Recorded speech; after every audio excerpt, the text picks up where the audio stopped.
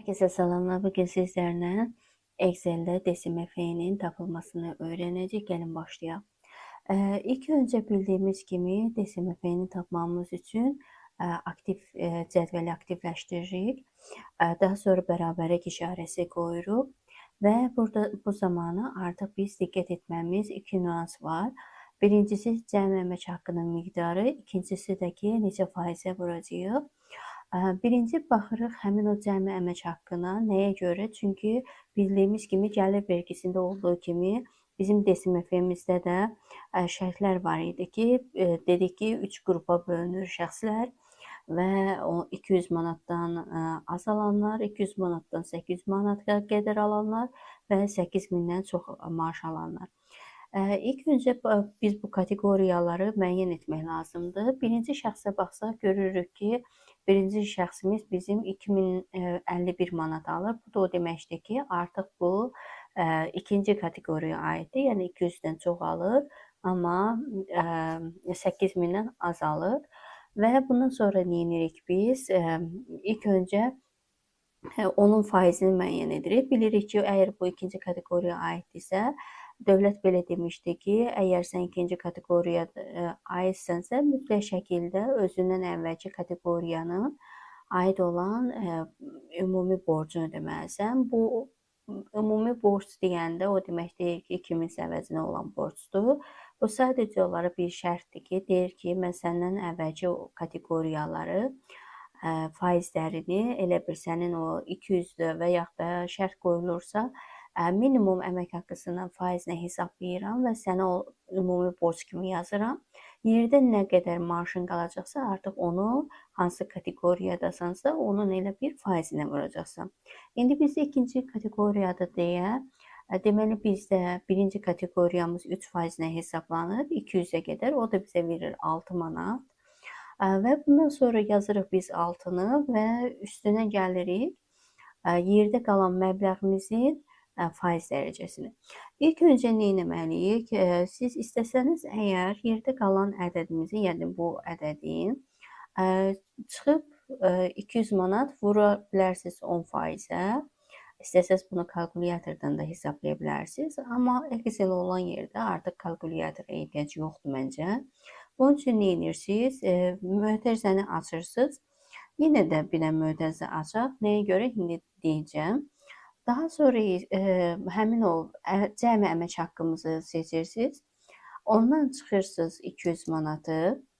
Çünki dedik ki, şərtli ikinci kateqoriyadır. Sonra mötərizəmizi bağlayırıq və sonra vururuq. Dedik, əgər ikinci kateqoriyadırsa 10%-nə hesablanır.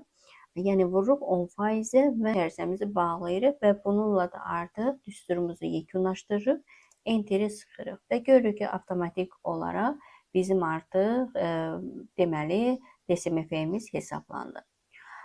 İndi digərinə keçmədən öncə sizə belə bir deməli asan yol göstərim. İndi biz bunu tək-tək hamısını bir-bir hesablaya bilərik, amma görürük ki, burada rəqəmlər qarışıqdır. Birinci kateqoriya, daha doğrusu ikinci kateqoriyaya aid olanlardır. İndi birinci kateqoriyaya aid olan yoxdur.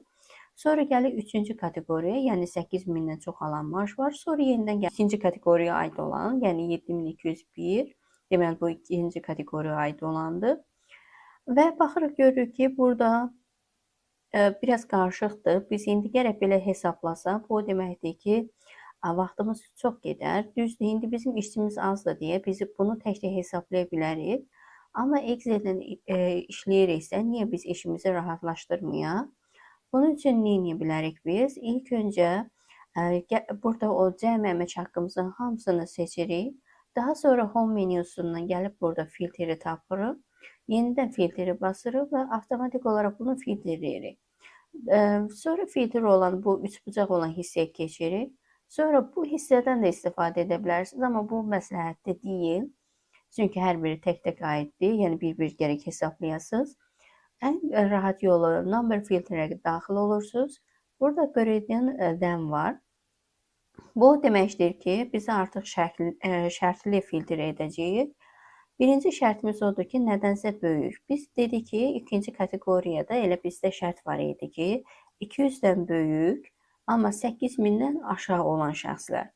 Deməli, bura birinci xanaya yazırıq 200. Sonra keçirik ikinci xanamıza. Burada bunu üçbucağa toxunuruq. Gəlirik is less than. Bu o deməkdir ki, nədənsə az. Yəni, digər şərt də o idi ki, 8000-dən az olsun. Və artıq bunları yazandan sonra OK sıxırıq və görürük ki, avtomatik olaraq bizdə hesablandı, yəni filtrləndi. Və filtrlənəndən sonra nə edəcəyik? Artıq biz birincini hesabladıq. Çünki bu birinci hesabladığımız artıq bizim ikinci kateqoriyaya aid olan idi. Deməli, nə edə bilərik? Sadəcə olaraq bunların hər birini belə bu formada gətiririk və budur. Artıq Excel bizim əvəzimizə hesabladı. Gəlin indi əgər içimizdə şübhə qalıbsa ki, görək düzmü eləyib.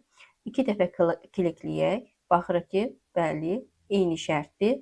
Yəni 6 manatın üstünə gəlib məbləğdən çıxıb 200 manatı vurub 10%-ə. Sonra üçüncüyə baxaq.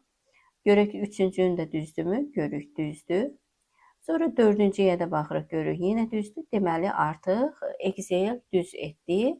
Daha sonra nə edirsiniz? Buradan artıq filtri, clear filter from-dan çıxırsınız və görürsünüz ki, avtomatik olaraq bizim işimizi rahatlaşdırdı. Və yerdə cəmsi 3 dənə şəxsimiz qaldı. İndi bunu da eyni qayda ilə edək, amma ilk öncə gəlin elə düsturumuzu yazaq, görək bu hansı qrupa aiddir, onu müəyyən edək, ondan sonra keçək ona. Sonra gəlirik beləncik bu ikinci boş xanaları doldurmağa. Yenə də bərabərlik işarəsini qoyuruq və baxırıq bizim cəm əmək haqqımıza.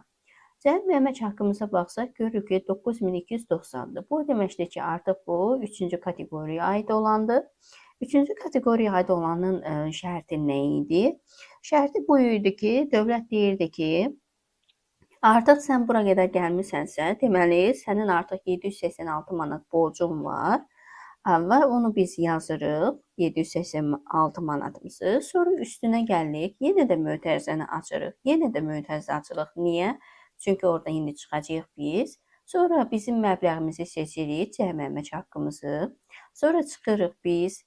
Bu səfər artıq nədən çıxacağıq biz? 8000 çıxacağıq. Çünki artıq biz 200 manatdan çox olduq.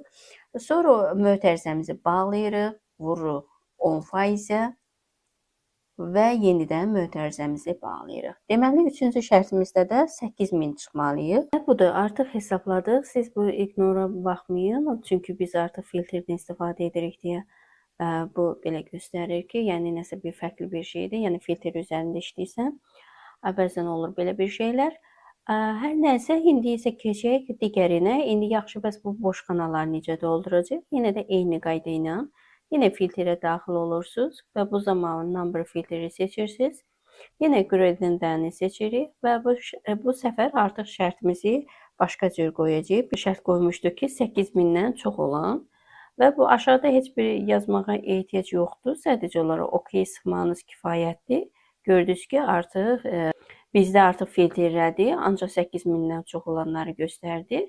Yenidən bunu eyni qayda ilə bu formada gətirsəz, görürsünüz ki, avtomatik olaraq hesabladı və artıq yenə klikləyək görək düzmü hesablayıb, baxırıq görürük ki, düz hesablayıb və digərinə də baxaq, görürük ki, yenə də eyni qayda ilə düz hesablayıb, yəni heç bir dəyişiklik yoxdur. Və budur, artıq bizim deməli bunu filtrdən azad etsək, clear filtri seçsək, görürük ki, bütün xanamız artıq doldu, yəni tək-tək yazmağa ehtiyac yoxdur. Və buradan da fikir veririk ki, bizim maaşımızda nə qədər getdikcə dəyişilir.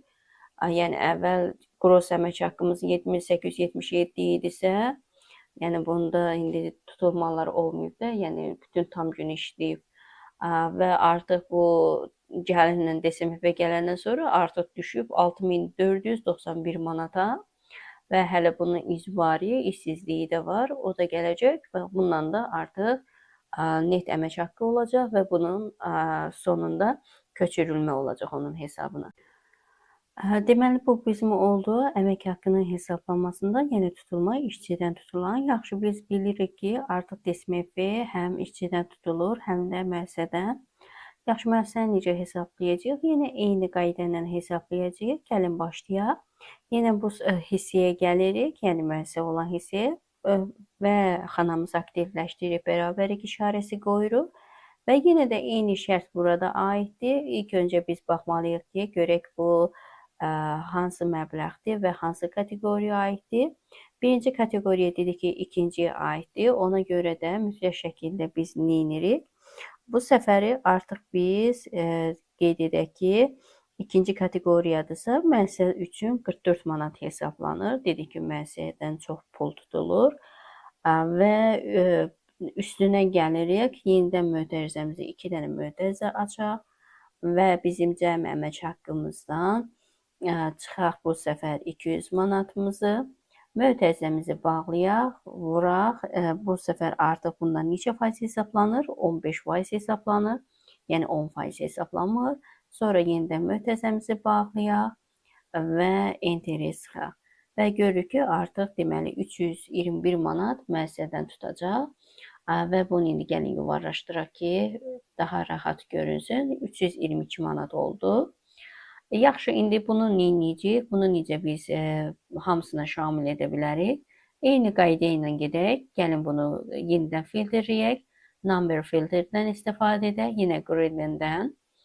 Bu səfər ikinci kateqoriyada olduğuna görə 200 manatdan çox. Burada aşağı gəlirik yenidən isletdən. Ondan sonra gəlir 8000-dən az və OK sıxaq. Görürük ki, avtomatik hamısı seçildi. Və bir də özümüz yoxlayaq ki, birdən nəsə səhv eləyə bilər. Görürük, düzdür. Və sonra bunun hamısını belə şamil edək. Avtomatik olaraq hesablasın. Baxaq görək, düzmü hesablayıb. Yəni, ola bilər ki, harasa geçsin. Yəni, sürüşdürmə eləsin. Görürük ki, düz hesablayıb. Yəni, heç bir problem yoxdur. Ondan sonra filtri ləğv edək. Yəni, clear filter from-dan ləğv edək və görürük, avtomatik hesabladı və yenidən 3 dənə xanamız qaldı. Yenidən gəlirik bu xanamıza, baxırıq, görürük ki, bu 9000-dən çoxdur, yəni 8000-dən çoxdur. Bu deməkdir ki, artıq 3-cü kateqoriya aiddir. Xanamızı aktivləşdirib bərabərlik işarəsi qoyuruq. Xanamızda da belə bir şərt var idi ki, müəssisə üçün artıq 1214 manat əvvəlki borcu sayılırdı. Yəni, artıq istədik, istəmədik. Onun bu qədər borcu var idi. Və 1214 manatı yazırıq, üstünə gəlirik və yenidən mötərizəni açaq. Yeni bir dənə də mötərizə açaq. Gələk cəmi əmək haqqını, daha doğrusu ikincini seçək. Çünki artıq 3-cü kateqoriyaya aid olan budur. Ondan sonra ondan çıxacaq artıq 8000-i. Və ondan sonra onu vuracaq biz bu səfər neçə faizi? 11%. Və yenidən mötərizəmizi bağlayaq və enteri sıxaq. Görürük ki, avtomatik olaraq hesabladı. Gəlin bunu da yuvarlaşdıraq. Və yenidən də gördük ki, hesabladı artıq 3-cü kateqoriya, amma yenidən bu boş xanalarımız var. Yenə eyni qayda ilə filtrləyək. Filtrə daxil oluruq. Number filtrdən keçirik gradient-dənə. Burada da indi şərt qoyaq ki, 8000-dən çox olan, çünki şərtimiz elə olsun. Və sıxan kimi avtomatik olaraq boş xanaların hamısı çıxdı. Yəni, bu şərtə uyğun gələnlər. Və sonra neyinirik? Həmin o xanaların hamısını daxil edirik. Görürsünüz ki, avtomatik olaraq özü hesabladı. Gəlin, baxaq, görək, düzmü hesablayıb. Görürük ki, düz hesablayıb. Yəni, 3-cü kateqoriyaya aiddirsə 1214 manat, üstə gəl, məbləğ düzdür. Çıxıb 8000-i vurub 11%. Və deməli, bundan da avtomatik olaraq hesabladı. İndi gəlin filtrdən ayrılaq. Yəni, clear filtr eləyək və bundan da artıq biz deməli, müəssisənin də DSMF-sini tapdıq və işçinin də. Bu şəkildə digərlərində istifadə etməklə tapa bilərik.